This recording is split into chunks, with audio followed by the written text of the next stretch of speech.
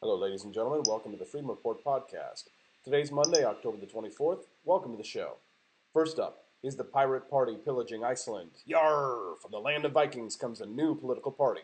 Be there libertarians in the fold? I'll discuss after the break. Today's topic, is it rigged? Ron Paul says voting is used to pacify the public. Is America the democracy that we had planned? The sad state of our republic, after a brief word from our sponsors. Also, what are the frightening implications of a Donald Trump victory? All that and more on the Freedom Report podcast. Will America survive its next election or let two-party corruption collapse the country into a second civil war? Blood Republic is a new political thriller which details what happens when the Electoral College ties and both parties claim victory.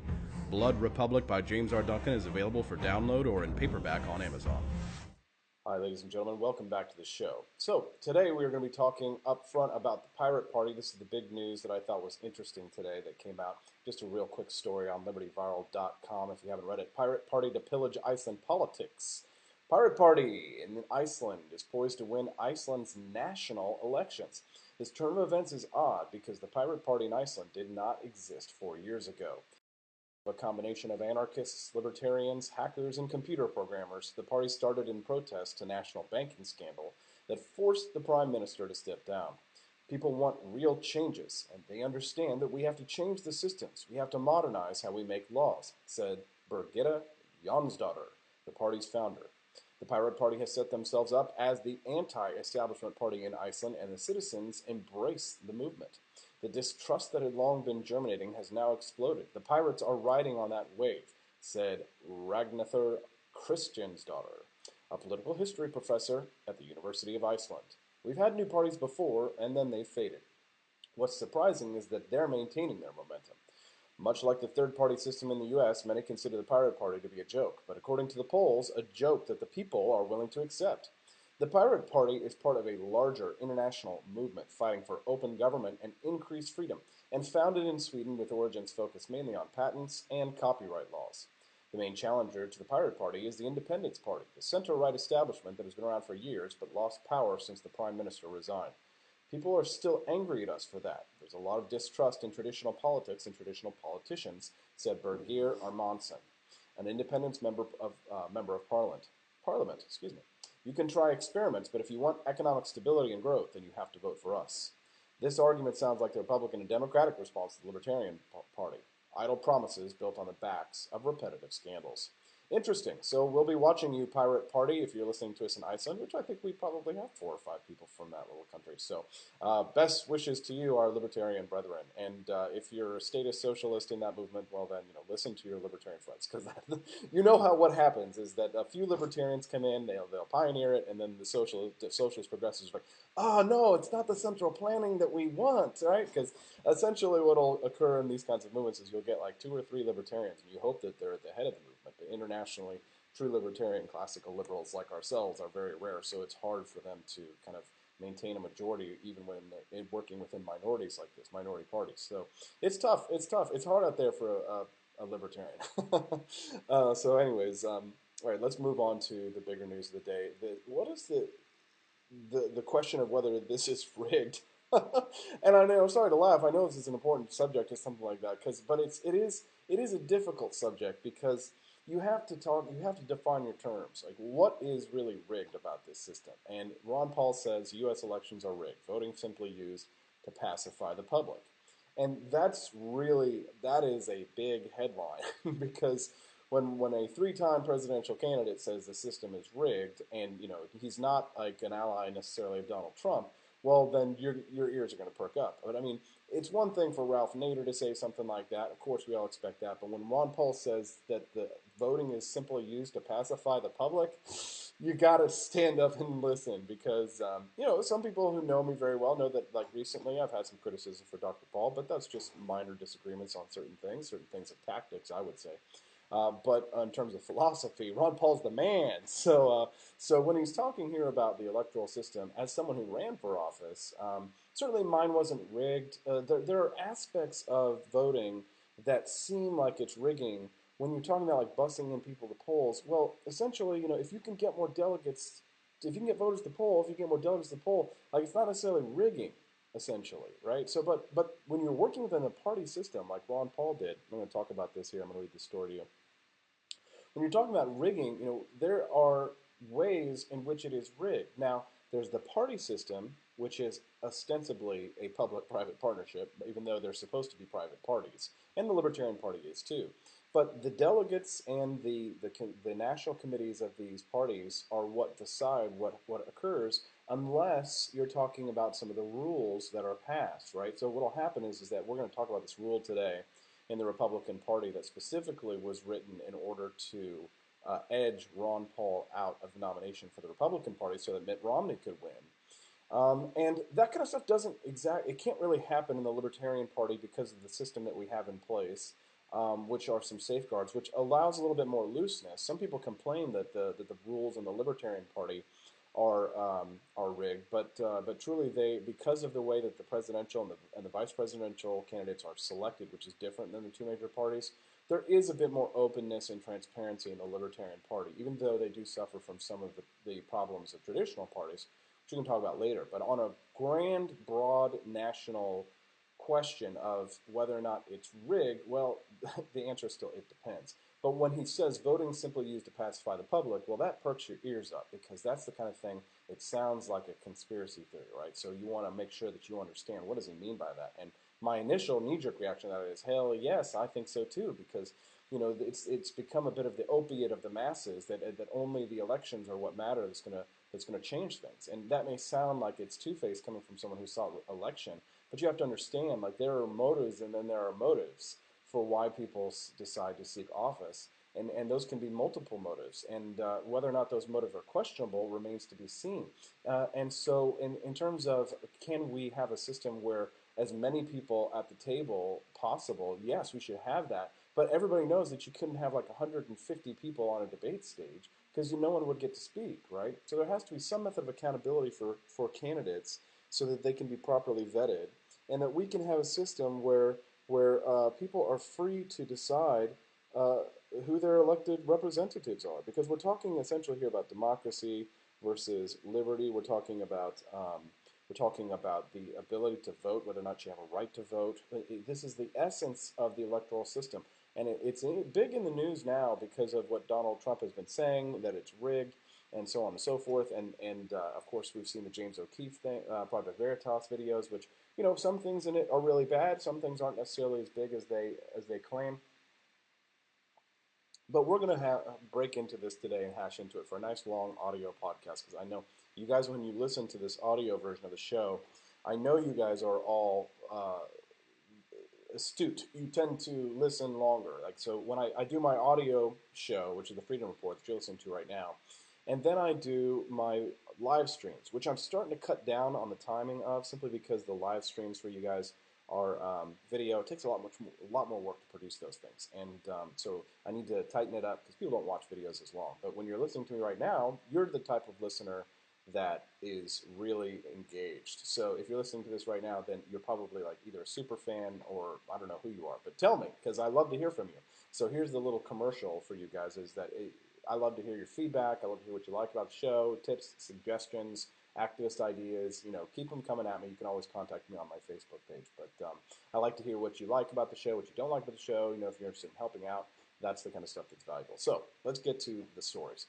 Ron Paul, U.S. elections are rigged. Voting simply used to pacify the public. This comes from youronlinenews.net.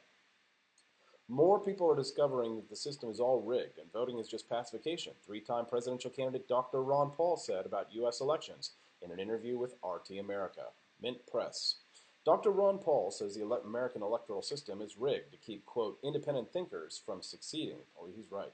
Quote, I see elections as so much of a charade, the former Texas congressman said during an April 11th appearance on RT America's The Fish Tank. So much deceit goes on. Paul is no stranger to the twisted rules of the American presidential horse race. He ran for the highest office as a Libertarian in 1988 and in 2008 and 2012 as a Republican. He arguably came closest to the nomination in 2012 when the GOP amended its party regulations to prevent the former Texas representative from stealing Mitt Romney's thunder. Rule 40B of the Rules of the Republican Party was changed so that the Republican National Committee could, quote, limit the visibility and power of libertarian-minded Texas Rep. Ron Paul at the convention, and thus present a unified front behind Mitt Romney, the presumptive nominee, according to David Byler, an elections analyst at Real Clear Politics. The rule requires that, in order to win the nomination, a candidate must have the support of a majority of delegates from 8 states. Although recent wins have tipped Senator Cruz past the cutoff, the rule as written came close to helping Trump take the nomination. Paul warned that the GOP's machinations to block Donald Trump are a sign of a corrupt, undemocratic system. Quote, I've worked on the assumption for many, many decades that whether there's a Republican or a Democrat president, the people who want to keep the status quo seem to have their finger in the pot and can control things, he said in an interview. They just get so nervous, though, if they have an independent thinker out there. Whether it's Sanders or Trump or Ron Paul, they're going to be very desperate to try to change things. Paul had nothing but scorn for Trump's policies, however. Quote, he's offering us nothing new, and he's going backward in many ways. He suggested that the 2016 election is a lot more entertainment than anything else, because none of the candidates, quote, have answers to modern political problems. Even so, Paul interprets the success of these outsider candidates as a sign that, quote, more people are discovering that the system is all rigged and voting is just pacification for the voters, and it really doesn't count.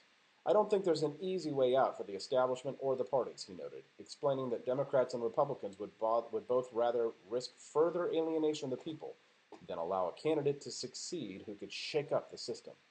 Paul recalled in his own 2012 encounter with Rule 40B as an important political lesson for both himself and the American people. I was upset about it, but didn't want to waste too energy being angry, because this is the way the system works, he said. It's a rotten system. Thank you very much, Ron Paul. Absolutely correct. It is a rotten system. And it is amazing because with the intersectionality of all of these different ideologies in politics and everyone who is struggling and grasping for power and the opportunists and all of the doubt that the voters have in the system that they are feeling enfranchised, it's unbelievable that more people don't see where the real conspiracy is out in the open. It's not the secret meetings. It's not the Bilderbergs. It's not even the Illuminati, ladies and gentlemen. It is the open conspiracy that happens every single day. And that is the electoral system, and that is our party system. It is a two-party system. We have gerrymandering of districts.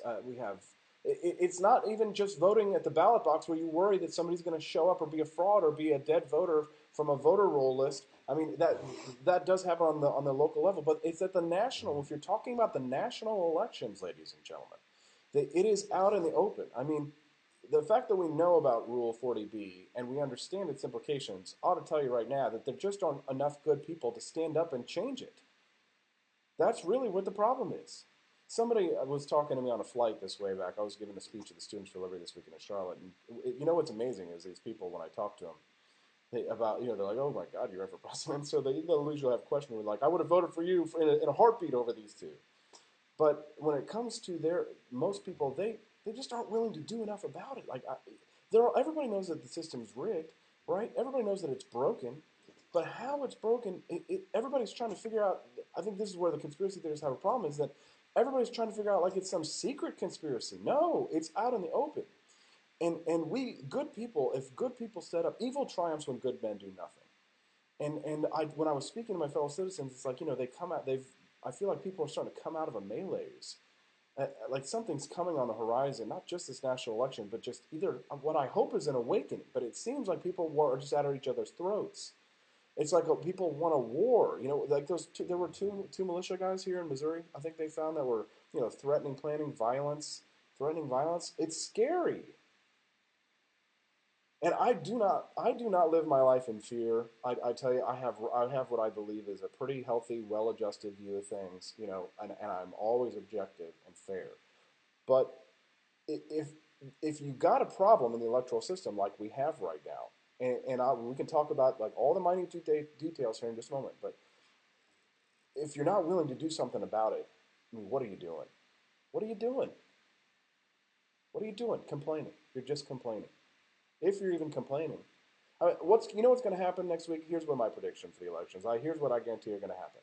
Many of us Americans, maybe some of you listening, are going to wait till the last minute before you go into the polling place. You don't know who your down ballot candidates are. You're going to get on your phone and hope you get yourself a sample ballot, and you're going to vote the wrong one. There was a guy who tried to run for chair of the Libertarian Party this year, And he was going to try and be the leader of the party. And the guy voted on the wrong ballot line. Uninformed voters. What are we doing? Wake up, guys! Like I want us all to win too. But I mean, sometimes like it's like it's like looking at your fellow American, being awake, and you look at your fellow Americans, and you see the decisions that they're making, and you're just like, it's a nation of sheep. And what's amazing too are the people who are like, oh yeah, we know, yeah, it's slaughter, bah, and they go back to sleep. I just I agree with Ron Paul. It is a rotten system, and it's incredible that he doesn't want to waste time being angry because I can understand what it means to be bitter. I understand the stinging loss, and and again, in my experience with the Libertarian Party has been unique, and I won't attribute a lot of the sort of accusations to rig to the Libertarian Party because again, there is a much more open system in many ways there. But in some sense, there were some institutional challenges that were presented to me in my run, and also internal challenges. I mean, obviously, you have to raise money, you have to get around the country, you have to be able to communicate with voters in some ways, and I feel like I kind of pioneered the use of technology in presidential campaigns, which I can see a lot of people now are mimicking, and that's exciting because I'm glad that I can introduce some competition. And that's really what essentially you have to do sometimes is we need more people out there competing and running for office, which is only one way of activating and doing libertarian activism. There are many other ways, and I think that there's an argument there that sometimes we do focus too much on politics explicitly. In fact, one of the questions that was asked to me at the Libertarian convention I was at this last weekend is like, how do you motivate people other than running for office? And I told them, start a business, you know, start a business. And essentially, libertarian ideals can be advanced through capitalism. If you engage in capitalism and you open a business, an LLC, and do business and make money, then you can fund more activism and you can be the next David Koch or Charles Koch, Koch brothers. Speaking of conspiracy theories. I keyed. But yeah, in terms of this being rigged, it just seems to me as if whether or not it's rigged, like, and there are aspects of it that are rigged, there are some that are not. I mean, think about Hillary Clinton and her WikiLeaks release. One of the things that she talked about when she was in those meetings with Goldman Sachs was how they all have to pretend that the system's rigged. And what do I mean by that? Well, I'm talking more about the economic system here, folks, not just the political system. Let's just pivot. Let me just pivot here for just a moment. Let's talk about the economic system here in the United States. And then we're going to talk about what I said earlier, what happens if Donald Trump wins here. But the economic system, Hillary Clinton was discussing in one of her, I think it was one of Goldman Sachs, one of the Goldman Sachs speeches that she gave recently, and I don't have it in front of me right now, but she was saying that that in private, that she was talking privately about how her and the executives know that the marketplace is much more unstable, right? So if this elite has control over the political system, that's one thing. But in terms of the economic system, that is another matter entirely. And I don't know if Trump even knows that, other than the fact that he's advocated against free trade and for tariffs, which is amazing because the guy has benefited from nothing but free trade in his life. Talk about Chinese steel here. But what Hillary Clinton seems to understand, which Donald Trump either doesn't understand or maybe he's just playing dumb. I don't know what is going on in this head these days. But what Hillary Clinton and these executives, these big rich executives, the Illuminati, if there are any, what they understood is that the competitive system, the economic system, is competitive. Yeah, they use licensing and regulations and taxation to keep people like me out that are entrepreneurs that are trying to like build businesses and compete. And they're, when you talk about the Time Warner merger and you're talking about AT&T, this is where we're talking people worry about monopoly, but it isn't a monopoly. I had to explain to my friend yesterday that despite the fact that AT&T and Time Warner might merge, you have to understand, I get my internet from Google. Okay? And remember what happened when Time Warner merged with AOL? Right? This is what Hillary was talking about there. This is a really key component here, ladies and gentlemen, because this is the secret, the key secret to explaining to our fellow Americans why the free market system works and why the political system ought to work more like it. Because in the economic sphere, even the central planners, all the best plans, the best laid plans of mice and men, even the best laid plans of mice and men, fails when applied to the pricing system. Do you understand what I mean, ladies and gentlemen? Are you going along with this? Is this too like meta for you guys? I don't know. It's tough to know my audience. That's why earlier I was asking you guys to communicate with me. I like to hear from people, and of course, obviously, I would love for you to share this content with your friends. But that's neither here nor there. Moving on. The frightening implications of a Donald Trump victory. This is Josh Gukert writing at the Libertarian Republic, editor-in-chief. Josh, very talented young man who is heading up my flagship publication these days. Josh writes, Election Day 2016 is only 15 days away. Donald Trump is currently expected to lose to Hillary Clinton in a massive landslide. Libertarians have plenty of qualms with each candidate. Clinton is likely the most dishonest and corrupt presidential candidate in recent memory. In spite of her having almost no chance of victory against any other Republican, she is poised for victory against the wildly unpopular Trump. As most students of political science will explain, the president has very little actual power. Indeed, he or she may set the tone for his or her administration through the use of appointment power and the quote bully pulpit. However, the ability to alter policy remains vested largely in Congress. With this in mind, we are brought to the actual significance of presidential election victories. These quadrennial contests tell what the American public is thinking or feeling. On a basic level, they explain whether the in party has done a good job in the eyes of voters. However, this year's election symbolizes something even larger. 8 years after electing the first black president of the United States, Donald Trump has run likely the most racist, xenophobic, and overall ignorant campaign in recent American history. Moreover, given his ever-changing positions, this is the official extent of his platform. His rhetoric has been so toxic that comparing him to segregationist George Wallace has become commonplace. If Hillary Clinton wins, it would be extremely bad news for the country. As stated above, she is hopelessly corrupt and disingenuous. However, it would not be as it would be the most shocking thing that voters would elect someone like her. Most skeptics of government see nearly all elected representatives as willing to do anything to get reelected. The difference is that with Trump, we would see a marked and unwelcome shift in what is seen as acceptable and not in American discourse. By voting for Trump, voters would signal that either they are supportive of the hatred he espouses, or that they are willing to turn a blind eye to this hatred and vote for him nonetheless. Either explanation is troubling to say the least. Any other explanation, as in, quote, choosing the lesser of two evils, has been thoroughly debunked. As explained above, a Hillary Clinton victory and subsequent presidency will do serious damage to the United States. However, the sickening meaning behind a Trump victory on its face is worth serious examination. This is even without mentioning that there is no guarantee that Trump, having no principles whatsoever, will not advance a policy agenda similar to Clinton's once elected. That was by Joshua Gukert of the libertarianrepublic.com. Thank you very much for listening to the show today, ladies and gentlemen. What do you think? You like it? Like I said, reach out and touch me on Facebook. You can hit me up, Austin Peterson. Hit the one with the blue check mark and send me a message to my Facebook page or an email, or hit me up on Twitter at AP4LP. That's AP, the number 4. LP. Check out my websites. That's the libertarianrepublic.com as well as libertyviral.com. Two fabulous teams of writers fighting every day for your economic freedom and personal liberty. And if you really want to get involved in activism and you want to learn how to kick some butt, then get out there and work with us at the Stonegate Institute. That's the Stonegate Institute, brand new institution, 3 parts, 3-headed hydra for freedom. It's the Freedom Ninja Team, Squad Freedom, whatever you want to call us. But the Stonegate Institute is a new 501c4 institution which is dedicated to activism for libertarian concepts as well as for libertarian candidates and advocacy. That is a 501c4. We also have a PAC, a new super PAC as well. We are going to be kicking ass and fighting for liberté. So fraternité, yeah, exactly, all that good stuff that you guys care about. So check out Stonegate Institute, spelled STONEGAIT, institute.org, and get in touch with the man, Joe Trotter, who's running it up. Have a fantastic day, ladies and gentlemen, a great week, and help us all. Flying Spaghetti Monster, help us all. We are all in trouble.